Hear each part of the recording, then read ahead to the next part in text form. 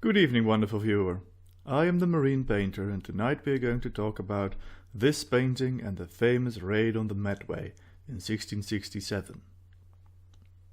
This painting was commissioned by a client who came across a sentence on the Wikipedia article on the raid, which read, "On June 6th, a fog bank was blown away and revealed the Dutch task force sailing into the mouth of the Thames." And I had a lot of fun with his request to turn this short sentence into a painting that tells a story all on its own. But first, some history.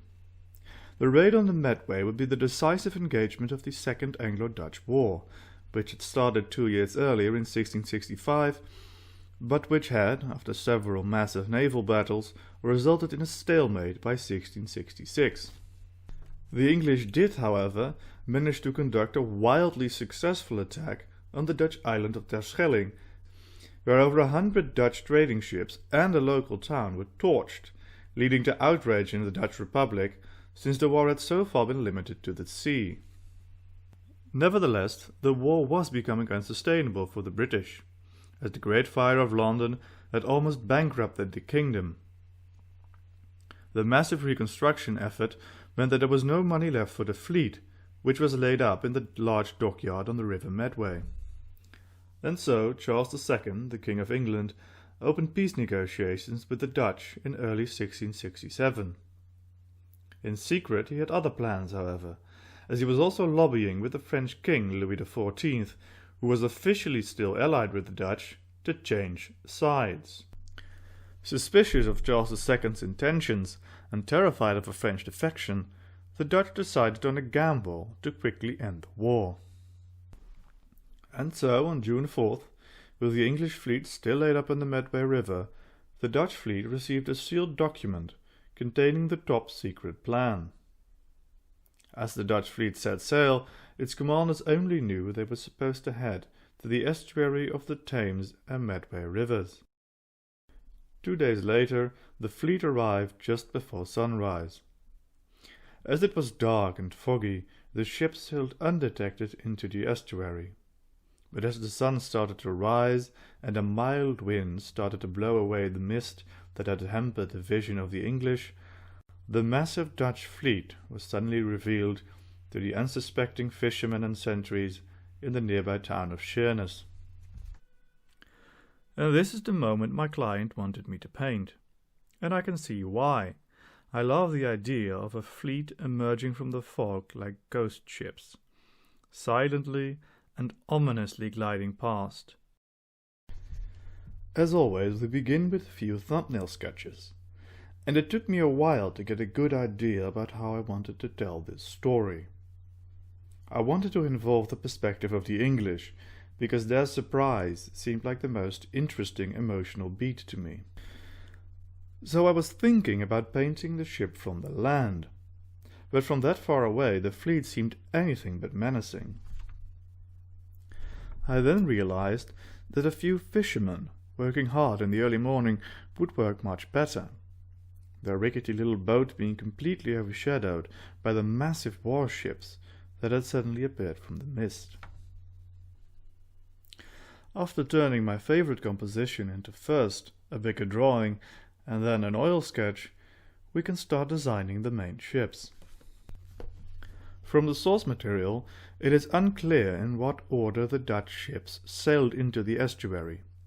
So for this part I took some artistic license and just chose 2 ships that helped me tell the story.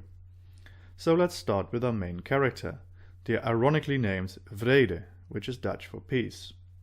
This ship would lead the charge during the raid, as it was a very light frigate with a shallow draft, perfect for carrying out an attack on a shallow river.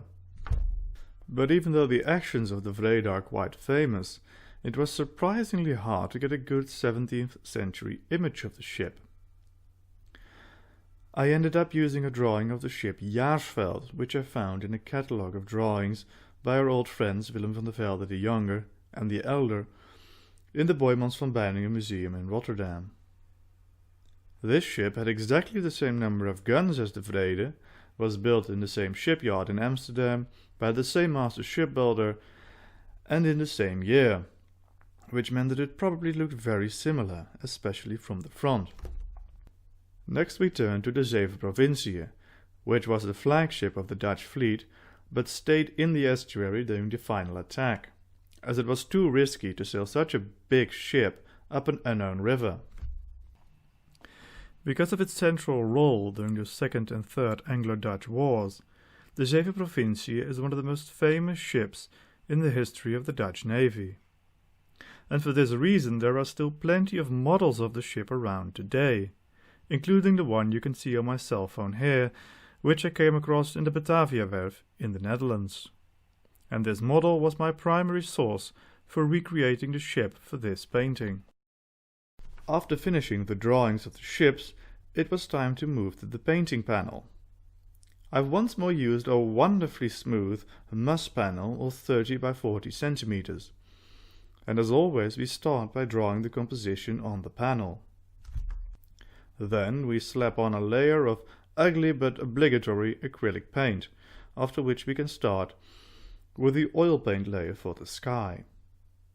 I was worried that a misty grey sky would be a bit boring, so I chose to make the sun faintly visible behind the clouds, and added a few darker clouds just to add a bit more interest to the sky.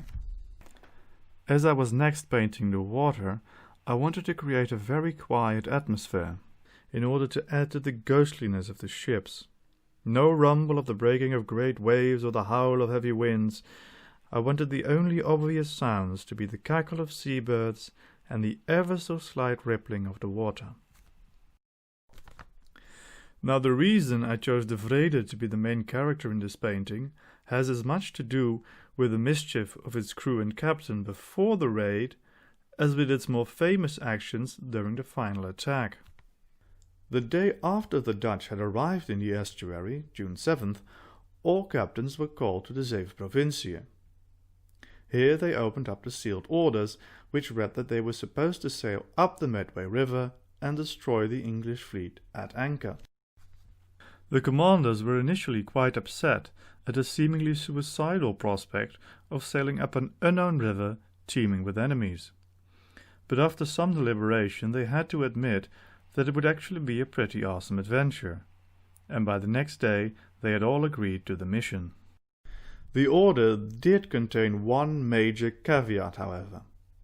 In order to shame the English for their attack on Terschelling, any attacks on civilian property were expressly forbidden.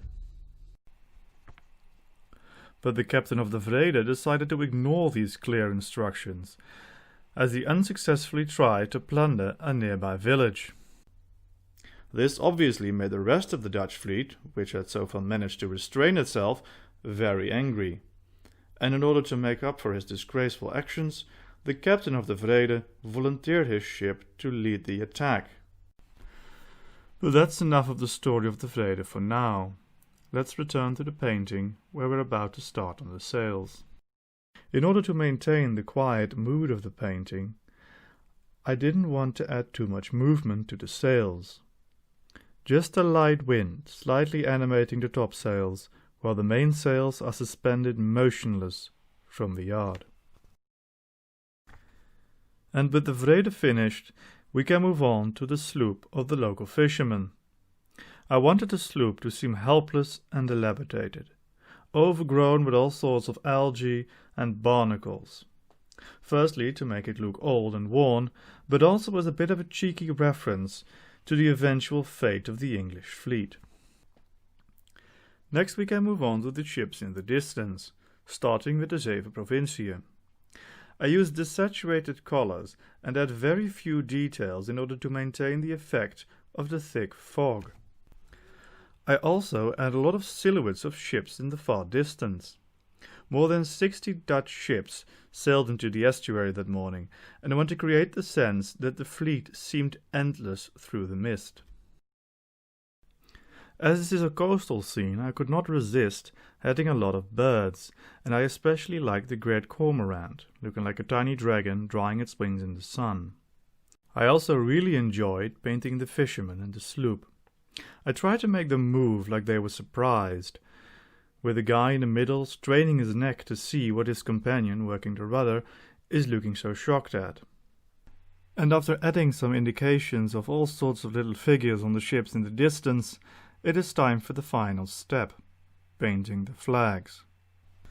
As the wind is pretty mild in this painting, and it is all about creepy silence anyway, I did not want to make any big gestures with the flags. They flutter just enough to indicate the light breeze peeling away the mist, but they do so quietly. And with that we have a finished painting. Again, the rigging was done off camera, as I've still not found a good way to film this. And here we can see how the painting evolved, from a pencil sketch to an oil sketch to the final finished painting, adding detail with every step. In the end, the raid would be a massive success. 13 English warships were burnt to the waterline, and the English flagship was taken back to the Netherlands, where part of its stern is still on display in the Rijksmuseum in Amsterdam.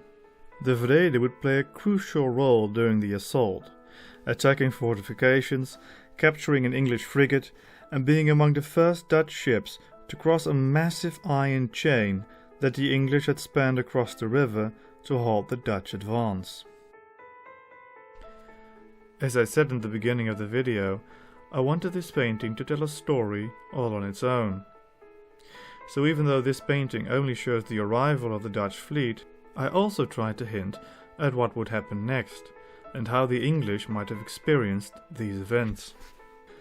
As the mist dissipated, the enemy appeared to have come out of nowhere, catching them completely off guard, and leaving the once formidable Royal Navy as helpless as our fishermen, who could only watch as the ships sailed past. Finally, I would like to thank everyone who has made it all the way to the end. I hope you have enjoyed the story and the painting. Goodbye for now, and I hope to see you all again soon with the next one, for which we will finally move beyond the confines of the Anglo-Dutch Wars.